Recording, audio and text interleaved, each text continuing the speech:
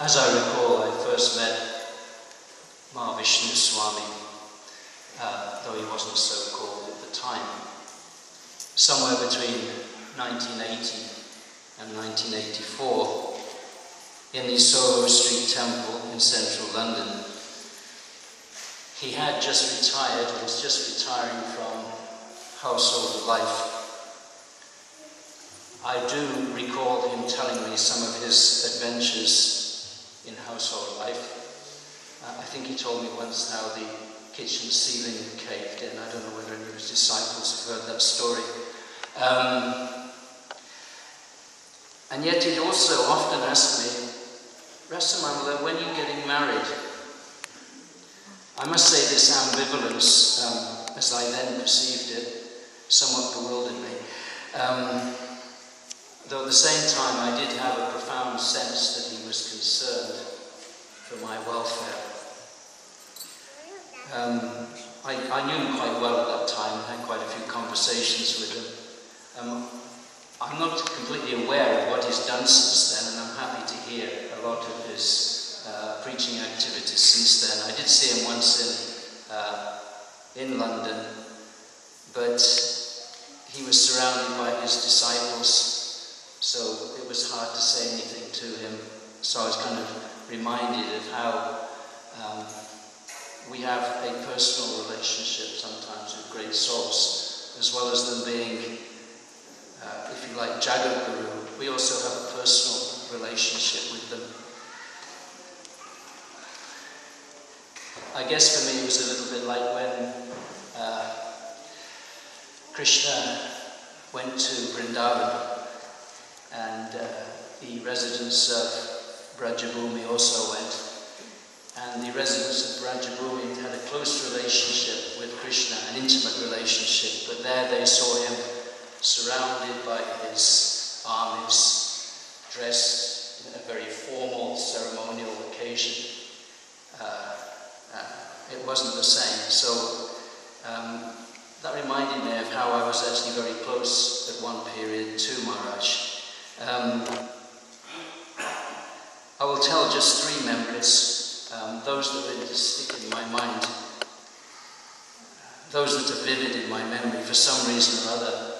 I remember him telling me once how his own father had passed away, and I didn't realize that he'd been born in a Vaishnava family. I didn't realize that, but he said that his father had come back from the temple one morning, just told his wife, I'm feeling a little tired, lay down on bed, and then just left his body, like that, very peacefully. For some reason that stuck in my mind. I was thinking, that's not a bad way to go. So Mahavishnu Goswami was obviously born in a great family, a sign of a great soul. Jai Srila Giridhari. Sign of a great soul, as mentioned in the 6th chapter of the Gita. What also impressed me about Mahavishnu Goswami was his tremendous appreciation of Srila Prabhupada. He would often come and say, it's such a great thing that he's done. And some of you may know him, he would always end up by going, really, really.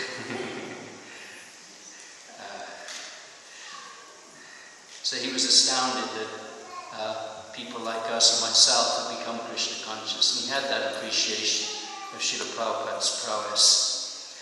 But what really struck me was that he had this great taste for reading the Srimad Bhagavatam, and over a short period, there was one verse he would quote to me several times, and then explain to me, and he really had a taste for it. I can only recall snippets of the Sanskrit, and last night I was trying to remember that verse. I was trying to find it on the database, but couldn't. So I have one request. If any of his disciples, admirers or friends suspect they know that verse that he really liked, perhaps it still is his favourite verse, please do let me know. And I'm sure others here would be happy to hear that verse. However, I have found one verse that I think is somewhat similar, and I think it sums up Mahavishnu Goswami. It is relevant to this auspicious occasion, an occasion on which we lament his absence and remember the times we had with him, but also a time when we rejoice in his tremendous achievement. I'll read this verse. Shrinvanti gayanti grinanti yabhikshnashaha smaranti nandanti teva hitam janaha Ta'eva pasyanti chirena tavakam bhava pravaho paramam padam vujam. O Krishna, those who continuously hear, chant and repeat your transcendental activities or take pleasure in others doing so, certainly see your lotus feet, which alone can stop the repetition of birth and death. I think that really summarizes Mahavishnu Goswami's character. Mahavishnu Goswami ki jai.